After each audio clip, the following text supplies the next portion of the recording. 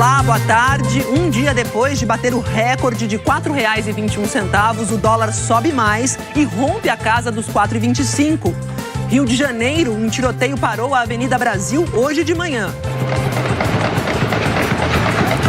A Polícia Federal faz uma operação contra a fraude na compra de merenda escolar em prefeituras de São Paulo. Um temporal deixa parte de Salvador debaixo d'água e a Defesa Civil coloca a cidade em alerta máximo. Um tremor de terra assustou moradores da região central de Minas Gerais. Na Albânia, um terremoto derrubou prédios e matou 16 pessoas. E ainda, uma juíza decide que o presidente Donald Trump não pode impedir o depoimento de um assessor dele ao Congresso. E o Papa Francisco termina a viagem pela Ásia. O Jornal Hoje está começando.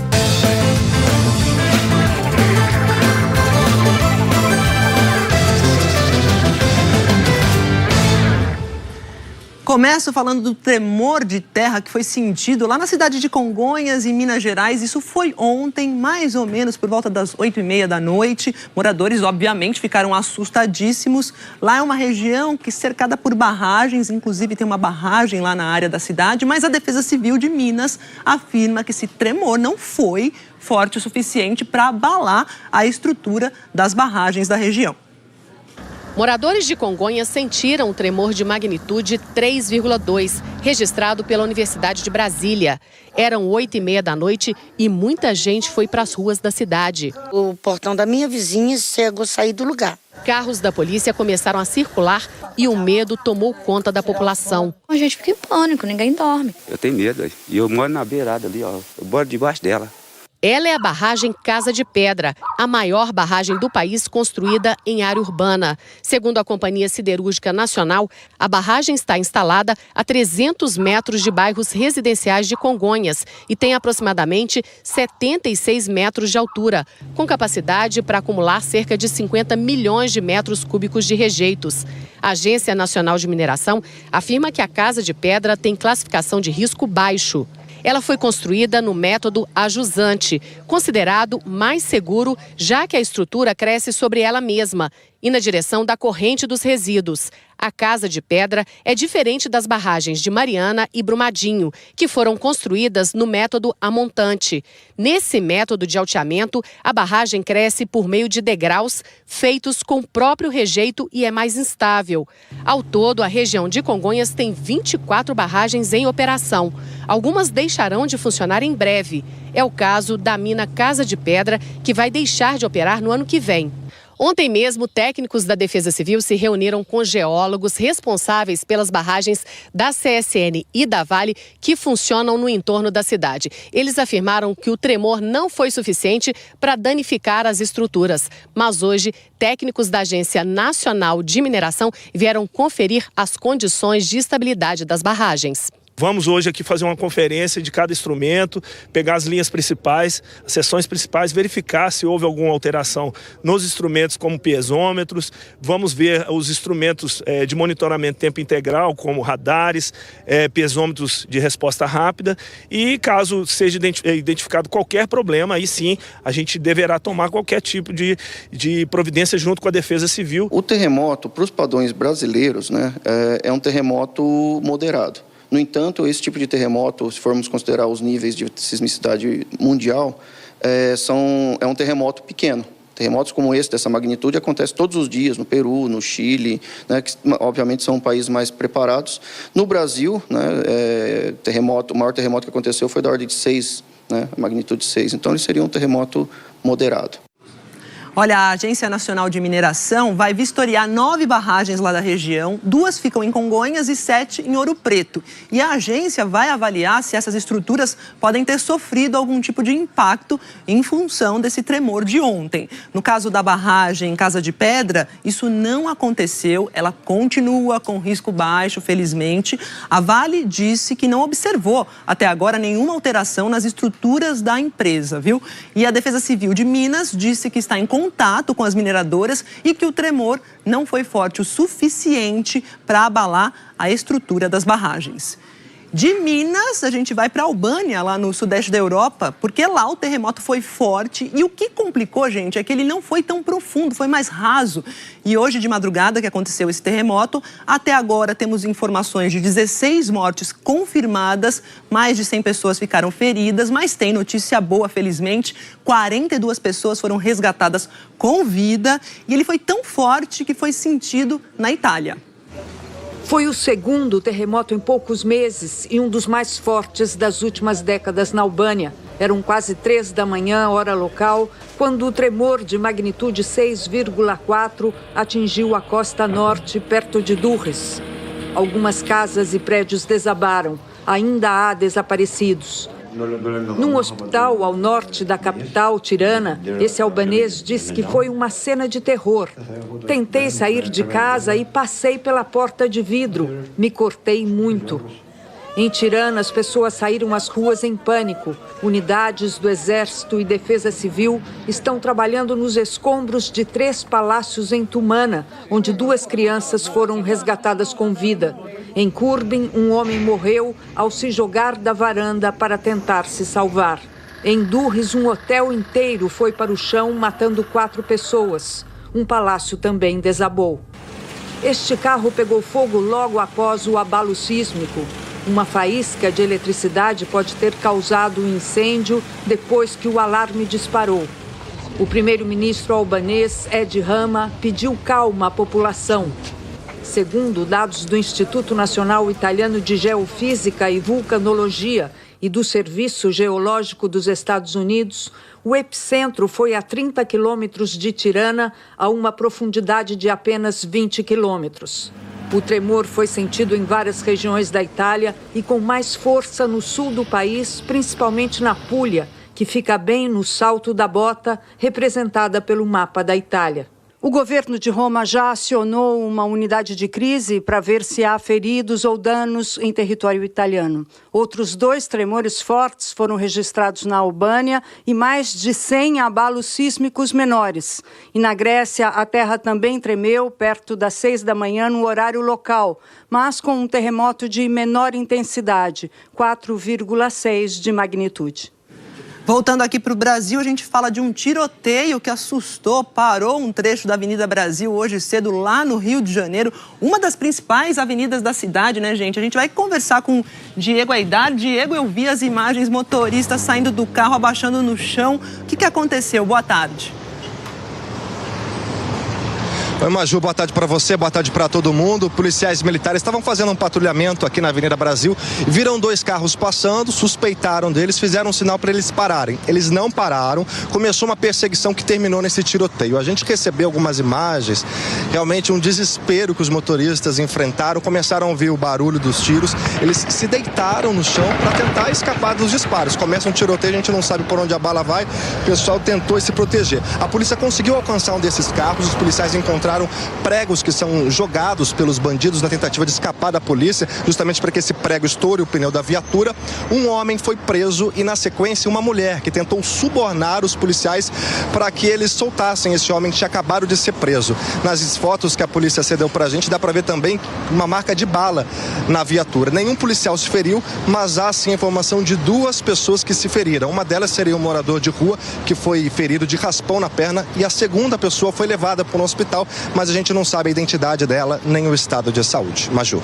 Obrigada, Diego. Ontem tiroteio na Cidade de Deus, hoje na Avenida Brasil, no Rio. Mudando de assunto, a gente vai falar de chuva em Salvador. Salvador está debaixo d'água, Defesa Civil alerta máximo por lá em Salvador, risco de deslizamento é alto. Em 24 horas, gente, choveu o dobro do previsto para o mês. Cidade travou hoje de manhã e você vê todos os detalhes na reportagem. Essas imagens foram gravadas no bairro do Bom Joá. A enxurrada chegou com força, arrastou carros e inundou casas. Este foi um dos bairros onde a sirene de alerta da Defesa Civil disparou hoje de manhã. Que situação tá aqui, olha lá, ó. E vai cair mais. Os moradores de pelo menos 6 localidades de Salvador foram orientados a sair de suas residências. Uma das avenidas mais movimentadas da cidade, a Antônio Carlos Magalhães, ficou alagada. Agora eu tô vendo como é que eu vou ter que chegar no trabalho. Eu trabalho aqui perto, mas do jeito que tá, não tá passando ônibus nem pra lá nem pra cá. Transtorno também para os motoristas. Alguns subiram no canteiro central para fugir do alagamento. Com medo, eu tô vendo subindo a água ali, eu tô tremendo. Vários pontos de Salvador sofreram com ruas alagadas, carros boiando na correnteza e trânsito travado. No bairro da Amaralina, na Orla, parte de uma casa e um poste desabaram. Ninguém ficou ferido. A Defesa Civil de Salvador emitiu um comunicado alertando a população para os riscos de deslizamento de terra, principalmente nas áreas das encostas da cidade. Por causa da chuva forte, essa ameaça foi confirmada pelo Centro Nacional de Monitoramento de Desastres. Nas últimas 24 horas, choveu em Salvador 250 milímetros, mais que o dobro do previsto para o mês inteiro. A Defesa Civil registrou mais de 200 ocorrências entre deslizamentos de terra, desabamentos e alagamentos. E seguinte, agora há pouco, o Corpo de Bombeiros resgatou 24 moradores que ficaram ilhados na região da Baixa dos Sapateiros, lá no centro de Salvador. A gente tem aqui algumas fotos dos próprios bombeiros. Vamos dar uma olhada. Seguinte, as equipes usaram boias para salvamento aquático e botes para a retirada dos moradores que foram levados para uma escola. Homens, mulheres, crianças, alguns moradores aí se recusaram a sair. O Corpo de Bombeiros pediu para a Defesa Civil para avaliar as estruturas das casas. E também, por causa da chuva, vários colégios e faculdades lá de Salvador estão cancelando as aulas hoje. Em Camaçari, na região metropolitana, a Prefeitura cancelou as aulas de hoje na rede municipal.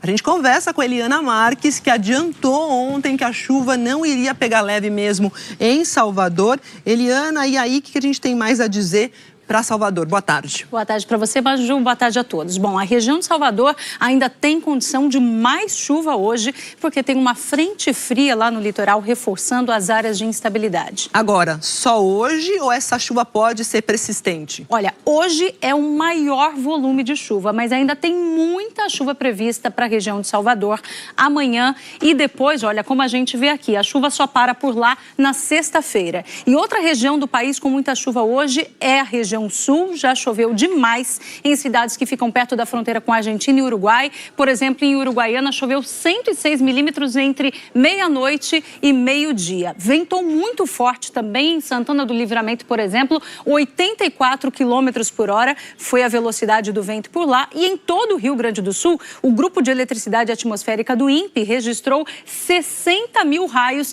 entre ontem e hoje às 11 horas da manhã. É um número considerado muito alto, Maju. Pois é, a gente está entrando nessa temporada de raios, né, Eliana? Ontem você também falou sobre essa chuva, esses temporais no sul. Eu quero saber quem tem que ficar com alerta bem ligado hoje. Olha, quem mora no Rio Grande do Sul, também no oeste de Santa Catarina e do Paraná, porque tem uma frente fria se aproximando e também uma área de baixa pressão atmosférica, deixando o tempo muito ruim nesses estados. Os meteorologistas falam até em condições para a formação de tornado. Então, o forte contraste de temperatura, grandes áreas de instabilidade e ventos fortes. É difícil cravar a precisão de tornado, mas os elementos para formar existem hoje, Maju. Eu gosto até de repetir isso, Eliana, porque quando a gente fala de tornado, muita gente se assusta. Então, sim, são os elementos presentes. O tornado só é mesmo detectado poucos minutos antes, né? Exatamente. São elementos presentes, gente.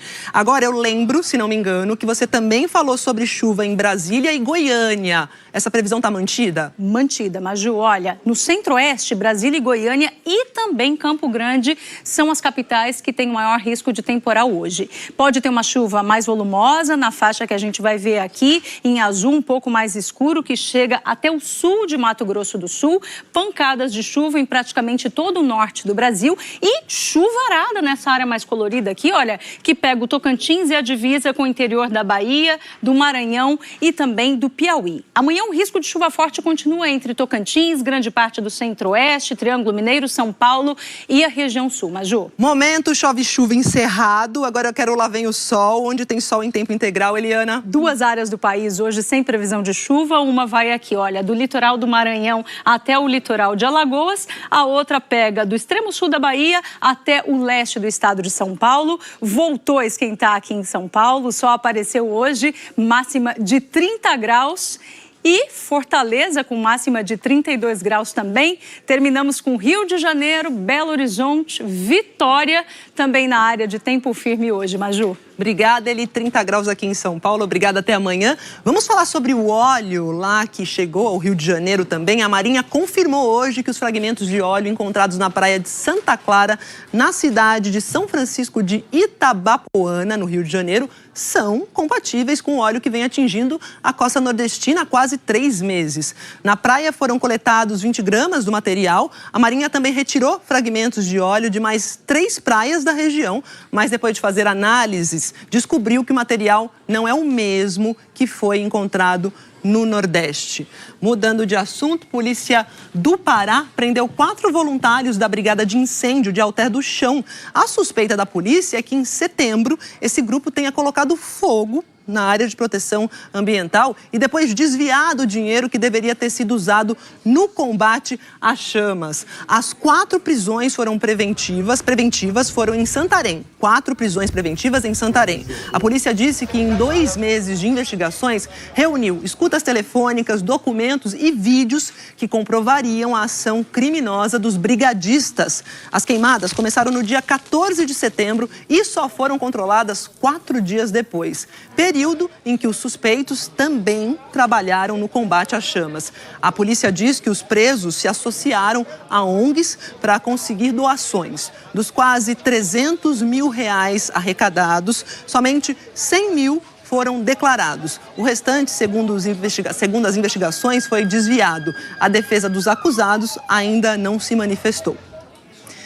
E um novo relatório da Organização das Nações Unidas alerta: as emissões de gases de efeito estufa, que provocam o efeito estufa, precisam diminuir 7,6% ao ano durante a próxima década para evitar que o planeta esquente mais que 1,5 grau em média.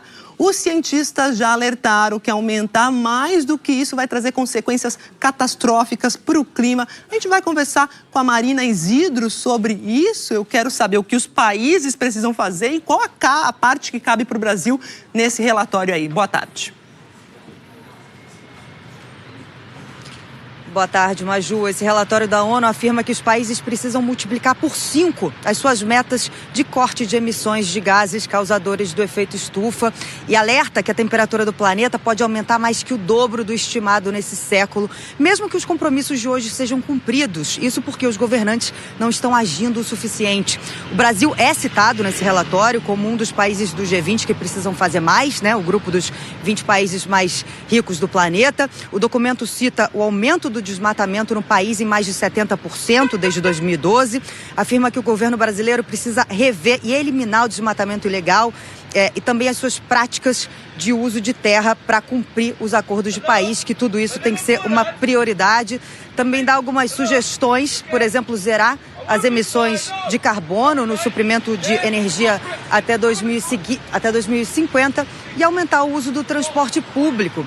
O G20 é responsável por quase 80% das emissões globais, né, de gases causadores do efeito estufa, e aqui o Reino Unido é um dos poucos países do grupo que se comprometeram a zerar essas emissões até 2050. O principal autor do estudo diz que, se nada for feito, a frequência e a intensidade das ondas de calor e também das tempestades ao redor do mundo vai aumentar e que, sendo avô, não é esse o planeta que ele quer deixar para os netos, Maju. Pois é, ninguém quer esse planeta quente e com clima extremo. Obrigada, Marina. Agora a gente vai para os Estados Unidos porque tem uma decisão importante que envolve o presidente Donald Trump. Uma juíza decidiu que Trump não pode impedir que um assessor preste depoimento no Congresso como Trump queria. A gente vai falar sobre isso com o Tiago Eltz em Nova York. Ele vai contar pra gente quem é esse assessor em mais um capítulo dessa novela aí do processo de impeachment. Boa tarde, Tiago. Oi, boa tarde, Maju. Essa decisão veio por causa de um caso específico, o do ex-advogado da Casa Branca, o Don McGahn, e não exatamente por causa do inquérito de impeachment. O governo impediu McGahn de depor no Congresso na investigação sobre a interferência russa nas eleições de 2016, alegando imunidade dos funcionários da Casa Branca. O que a juíza disse agora é que não, que os argumentos da Casa Branca são ficção. A decisão poderia refletir, sim, no inquérito de impeachment, porque o governo estava instruindo atuais e ex-funcionários a não cumprir as intimações do Congresso nesse caso agora também. A juíza escreveu que ninguém, nem mesmo o chefe do Poder Executivo, está acima da lei. E mais, ela disse que presidentes não são reis. Eles não têm súditos vinculados por lealdade ou sangue, cujo destino eles têm o direito de controlar.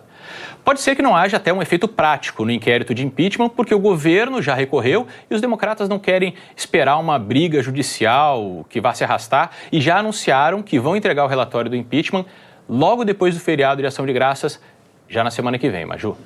Obrigada, Tiago. Agora o assunto é a viagem do Papa à Ásia, porque terminou hoje a viagem dele de 7 dias. O último compromisso em Tóquio teve um significado pessoal para o Papa, que sonhava em ser missionário lá no Japão quando era jovem. A inspiração dele era São Francisco Xavier, que introduziu o cristianismo no Japão no século XVI. A longa espera, 38 anos, para ver novamente um Papa por aqui, mobilizou mesmo os japoneses. Enfrentando chuva fina e frio de 8 graus, fiéis aguardavam Francisco para dar adeus. Antes de voltar ao Vaticano, o último compromisso oficial do Papa nessa viagem ao Japão foi numa Universidade Católica de Tóquio, um encontro com religiosos, professores e estudantes. A instituição, fundada há 106 anos, é mantida pela Ordem dos Jesuítas. E Francisco, primeiro Papa de origem jesuíta na história da Igreja Católica, fez questão de visitá-la e dirigir-se aos jovens. A universidade não deve ser apenas local de formação intelectual, ele disse, mas um lugar onde se ajuda a moldar uma sociedade melhor e com mais esperança. E que a tecnologia deve ser uma aliada nesse processo. Futuro mais lleno de esperança.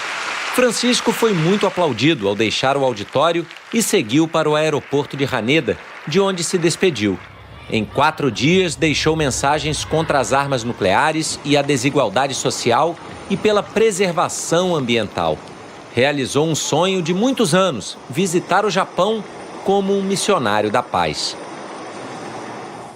A Polícia Federal realiza hoje uma operação para cumprir mais de 50 mandados de busca e apreensão em muitas cidades de São Paulo e também 27 mandados de prisão que envolvem até ex-prefeitos e uma vereadora. Todos são investigados por corrupção no fornecimento de merenda escolar. 20 investigados foram presos agora de manhã. Os primeiros presos chegaram à delegacia da Polícia Federal de Ribeirão Preto às 7h30 da manhã. 240 policiais federais foram às ruas de 27 cidades paulistas para cumprir 55 mandados de busca e apreensão e 27 de prisão. A Justiça autorizou também o bloqueio de bens dos suspeitos, num valor de R$2 bilhões. É a segunda fase da Operação Cadeia Alimentar, que investigou desvios no fornecimento de merenda escolar entre 2013 e 2017. Em abril do ano passado, investigações revelaram que um frigorífico da região participava de licitações fraudadas para a merenda escolar de várias prefeituras e pagava propina de 10% dos contratos para os envolvidos. Além disso, a carne nem sempre era entregue aos municípios. Entre os alvos estão ex-prefeitos, ex-secretários municipais, ex-servidores públicos, lobistas e empresários. A operação de hoje foi realizada depois que 2 envolvidos resolveram fazer delação premiada. Geralmente, o que acontecia? O funcionário público, secretário, alguém da prefeitura, procurava o empresário e pedia propina, pedia valores de corrupção desviados. Às vezes, ele já dava um valor X e não podia aumentar esse percentual, ele argumentava que já estava no limite dele, digamos assim, e daí apresentava essa segunda via para dar um acréscimo de dinheiro. O que eu posso fazer é emitir uma nota fiscal, você me paga e eu não forneço produto. Uma comissão de deputados federais analisou a atuação do Ministério da Educação em programas como o de alfabetização. Uma das principais conclusões é que em 2019 o planejamento e a gestão ficaram muito abaixo do esperado para melhorar o aprendizado dos alunos brasileiros. A reportagem foi publicada no jornal O Estado de São Paulo, que teve acesso ao documento. De acordo com o jornal, uma radiografia realizada no Ministério da Educação por uma comissão da Câmara dos Deputados indicou paralisia, tanto no planejamento quanto na execução de políticas públicas por parte da pasta, comandada pelo ministro Abraham Weintraub.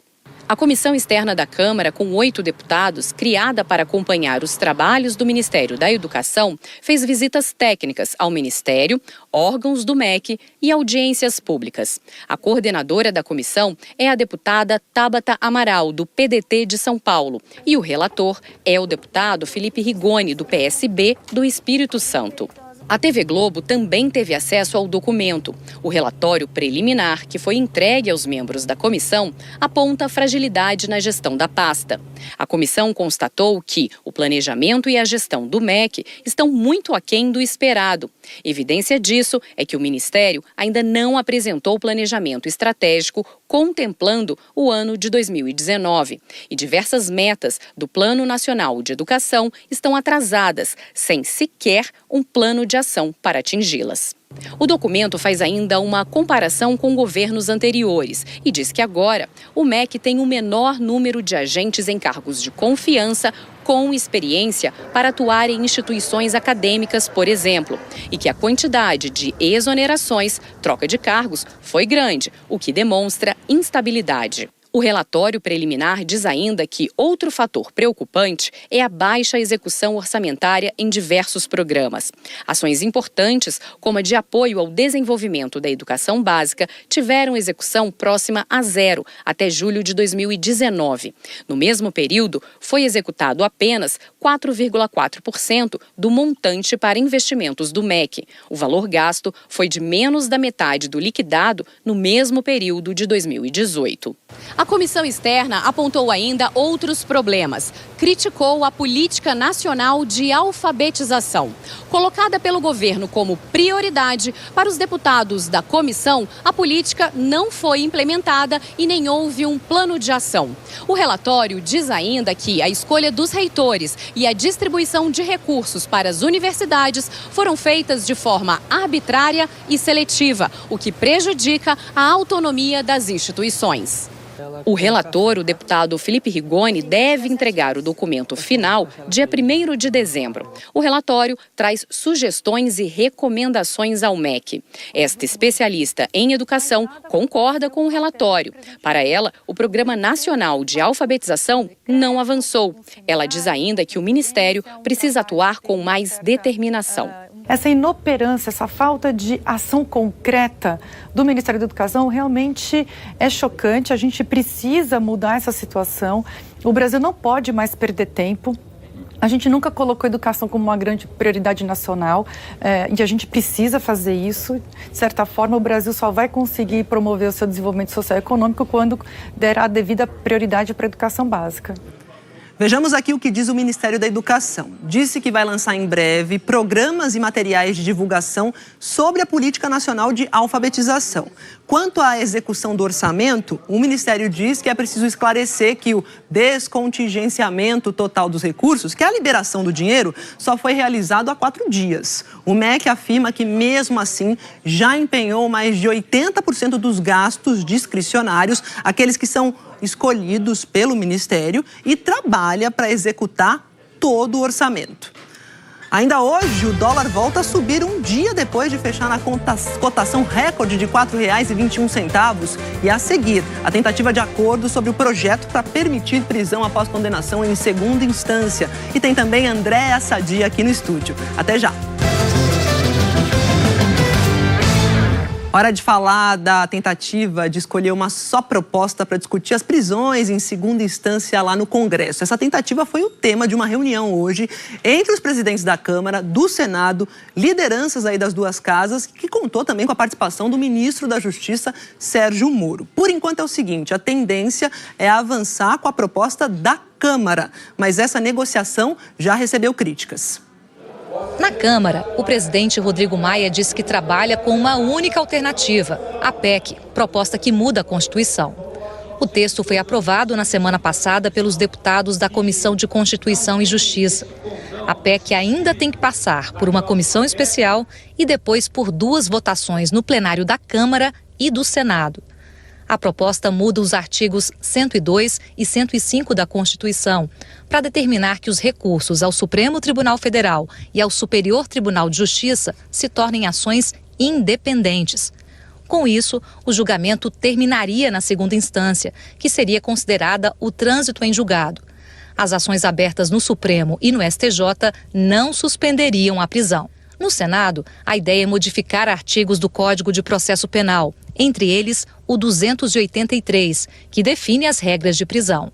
No meio da manhã, o presidente da Câmara, Rodrigo Maia, saiu da reunião para participar de um seminário na Câmara e voltou. Ele reiterou a defesa de que a prisão seja feita por uma proposta de emenda à Constituição. É importante que se construa uma solução e de possível convergente entre Câmara e Senado para que esse assunto seja enfrentado, tenha uma posição clara do Parlamento, mas que ele não tenha o viés contra ou a favor de A, B ou C.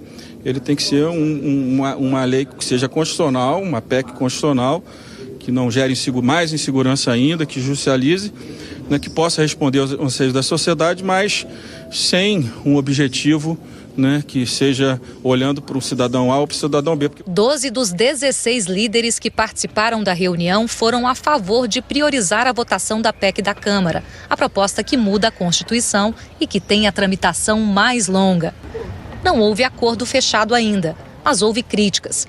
É que no meio do caminho tem o recesso parlamentar e ano que vem é ano de eleição. Que há um acordão e o que se vê é que a maioria está propondo o trâmite mais demorado. A maioria dos líderes, não a lentidão como caminho para empurrar para o ano que vem e quem sabe para onde iremos não podemos afirmar, ainda.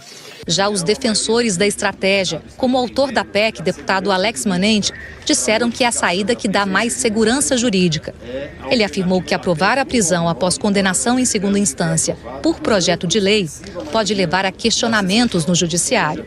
Nós, muito provavelmente, teremos a definição do Senado abrir mão do PL, até porque existia um risco jurídico para termos a segurança de caminharmos com uma comissão especial célere que possa dar o retorno com toda a serenidade que o Brasil precisa com a prisão em segunda instância e uma reorganização do sistema jurídico brasileiro. Essa reportagem foi da Camila Bonfim, que continua acompanhando esse assunto. A reunião acabou agora há pouco e eu quero saber da Camila se foi fechado algum acordo para avançar aí com essa proposta de emenda à Constituição, a famosa PEC. Boa tarde, Camila. Oi, Maju, muito boa tarde para você, boa tarde a todos. Olha só o que aconteceu, um apoio maciço, mas não houve acordo. Ou seja, a maioria dos líderes apoiou essa ideia de priorizar a votação da PEC da Câmara em detrimento do projeto de lei do Senado. Mas o acordo não foi fechado porque ainda falta uma condição. E qual é? A Câmara apresentar um calendário. Quando começa a votação dessa PEC, a duração de cada etapa e quando termina. Essa foi a condição colocada aqui pelos líderes ao presidente do Senado, Davi Alcolumbre. A gente viu aí na reportagem as reações já de alguns senadores que são contrários a isso. Nos bastidores, há senadores e deputados que dizem o seguinte, que a manobra, mesmo ainda não havendo um acordo, mas tendo esse apoio maciço, é para esfriar o debate, jogar tudo para o ano que vem e que também, se o Senado fechar esse acordo, vai ser como um cheque em branco para ser dado à Câmara.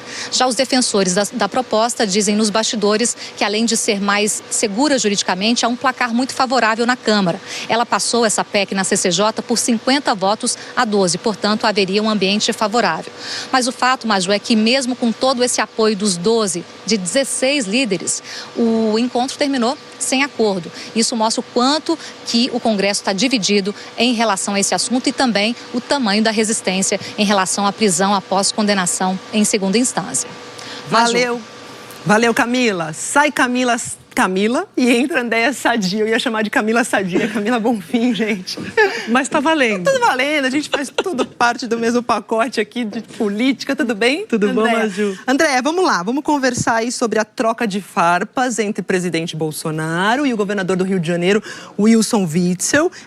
Wilson Witzel, do PSC. Eu quero que você conta pra gente aqui. O Witzel pediu uma reunião com o Bolsonaro.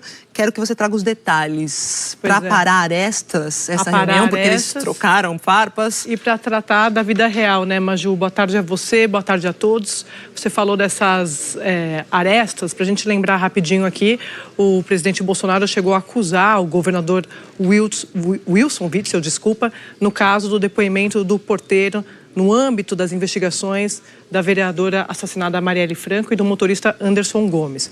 O Wilson Witzel, ele quer conversar sobre temas do Rio de Janeiro com o presidente Bolsonaro. O que ele fez? Ontem ele enviou um ofício ao presidente Bolsonaro pedindo para que seja agendada uma reunião para discutir temas como segurança pública, educação, saúde. Lembrando, Maju, que nesse ofício, nesse documento, o governador disse que nos últimos anos o Rio de Janeiro, nos últimos anos, ele enfrenta uma escalada da violência e que o governo do estado tem enfrentado isso, mas que ele quer ajuda para combater essa situação do governo federal, principalmente para reduzir a entrada de drogas e também de armas no Rio de Janeiro. Você falou aí sobre redução de violência, também houve pedido para tratar do arco metropolitano que está lá abandonado, né? Isso. E também questões de saúde. De saúde, Maju, lembrando também do caso de recuperação fiscal,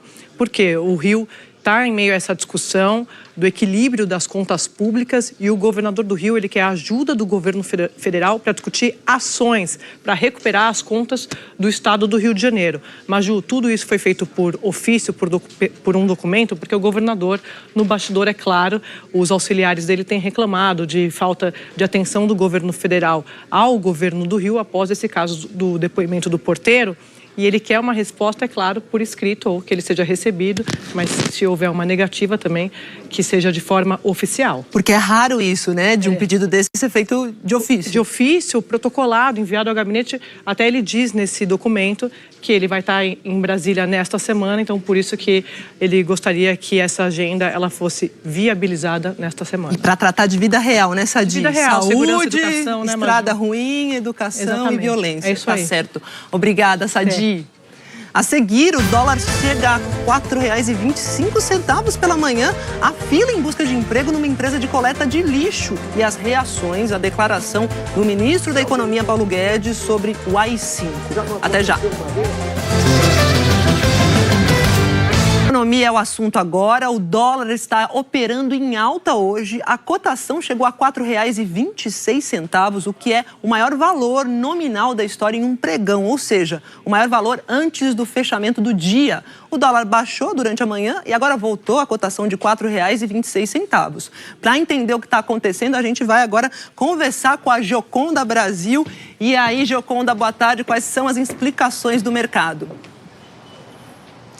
Oi, Maju, boa tarde para você, boa tarde a todos. Economistas dizem que existem fatores internos e externos para essa alta da moeda americana. Entre eles, a instabilidade da política americana, também a proximidade do fim do mês e do fim do ano, quando as empresas realizam lucros para enviar para suas matrizes no exterior. Os economistas afirmam ainda que pesou para essa alta da moeda americana a declaração do ministro da Economia, Paulo Guedes, dada ontem durante uma entrevista coletiva na Embaixada do Brasil em Washington, em que o ministro deu a entender que não há preocupação com as oscilações da taxa de câmbio.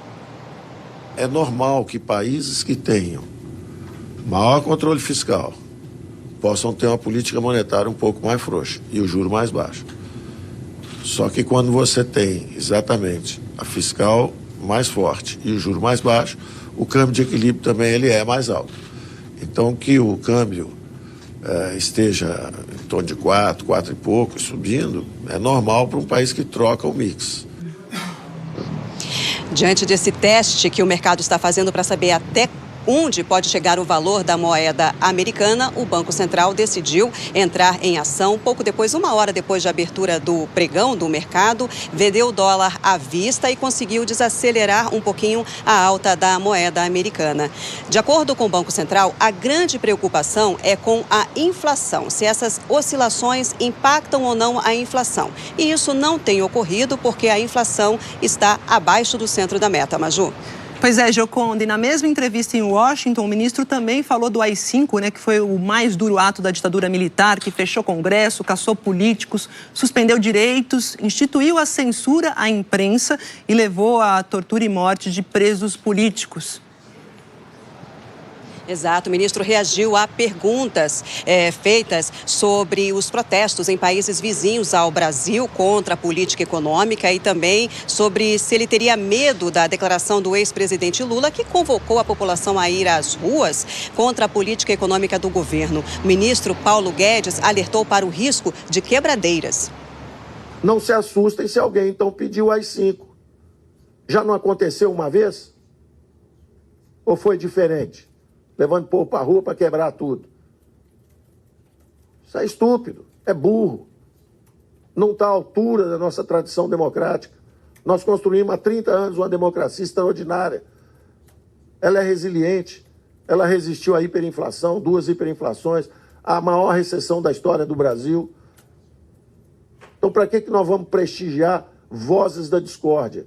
Gente que está fora de tom com o que está acontecendo no Brasil. É um líder importante, tudo bem, mas eu não quero dar esse tipo de resposta. Logo depois, o ministro se corrigiu para afirmar que o AI-5 é inconcebível e inaceitável. É inconcebível. A democracia brasileira jamais admitiria. Mesmo que a esquerda pegue as armas, invada tudo, quebra tudo e derrube à força o Palácio Planalto, jamais apoiaria um AI-5. Isso é inconcebível. Não aceitaria jamais isso. Hoje, o presidente da Câmara, Rodrigo Maia, do Democratas, comentou a declaração do ministro Paulo Guedes. O que manifestação de rua tem a ver com AI-5? Se ela existir de forma democrática, ordeira, o que ela tem a ver com o fechamento do Congresso, fim do habeas corpus, fechamento das assembleias? Né? Então, eu acho que há um problema, inclusive, né, um desrespeito no que se usa, né, nas narrativas para explicar frases também mal colocadas do outro extremo. E o presidente do Supremo Tribunal Federal, o ministro Dias Toffoli, ontem em Maceió, durante o encontro nacional do Poder Judiciário, afirmou que, abre aspas, o AI-5 é incompatível com a democracia. Não se constrói o futuro com experiências fracassadas do passado. Fecha aspas. É isso, Maju. Obrigada, Gioconda. Agora vamos falar sobre terminar o ano com a carteira assinada, com trabalho. É um sonho num país com mais de 12 milhões de desempregados. Hoje, uma oferta de vagas em uma empresa de coleta de lixo aqui de São Paulo atraiu centenas de candidatos. Um quarteirão gigante na zona oeste de São Paulo foi tomado por centenas de pessoas à espera de uma senha. As 320 não foram suficientes para chegar ao Nabor. Amanhã, 4 horas, eu vou sair de casa, aí eu vou chegar aqui, o quê? Umas 5h30, mais 6 horas, mais ou menos. Para ver se consigo, né? Muita gente que estava na fila não sabia, mas apenas 30 dessas pessoas vão ter a carteira de trabalho assinada com salários de R$ 1.500 a R$ 2.500. Muita gente não sabia também que as vagas para coletor de lixo, motorista e para serviços de manutenção exigem ensino fundamental completo. O seu João parou na 7ª série. A gente passou dos 40 e já põe um porém para não pegar, né? Entendeu? Escolhe muito, escolhe vai mais por idade escolhe idade. O Hugo tem não só o fundamental, como também o ensino médio. Desempregado há 6 meses, está disposto a ter um trabalho com qualificação mais baixa. Pela situação que nós passamos, nós não podemos ficar escolhendo, né? As oportunidades aparecem, então você tem que saber abraçar, né? Tanto o interesse dos que estudaram mais diminui a esperança do João Paulo, que não chegou ao ensino médio. Eu sempre trabalhei de motorista, então estou atrás da vaga de motorista. Mesmo quem for escolhido para trabalhar nessa empresa de coleta de lixo pode ter que esperar um pouco mais na fila do desemprego. Essa primeira etapa é de entrega de currículo, depois tem a entrevista de emprego. Algumas contratações são para o fim do ano, mas vai ter candidato que só vai começar a trabalhar ao longo do primeiro semestre de 2020. A última pesquisa do IBGE mostra que a taxa de desocupação caiu de 12% no segundo trimestre para 11,8% no terceiro. Ainda assim, são 12 milhões e meio de desempregados. Este professor acredita que investir em qualificação vai ser cada vez mais necessário por causa do avanço da tecnologia. Essa transição tecnológica que está substituindo trabalhadores menos ou médio qualificados por máquinas, inteligência artificial, machine learning, né? E em parte apenas preservando os trabalhadores mais qualificados. Difícil é ficar parado, mas você tem que correr atrás das oportunidades. É isso, boa sorte aí para Nabor, João, Hugo, João Paulo, que a gente viu na reportagem, para todo mundo que está em busca de emprego. O Jornal Hoje termina aqui. Para rever as reportagens exibidas, basta ir ao Globoplay. Você acompanha outras notícias no Jornal Nacional e fica agora com o Se Joga. Boa tarde, até amanhã.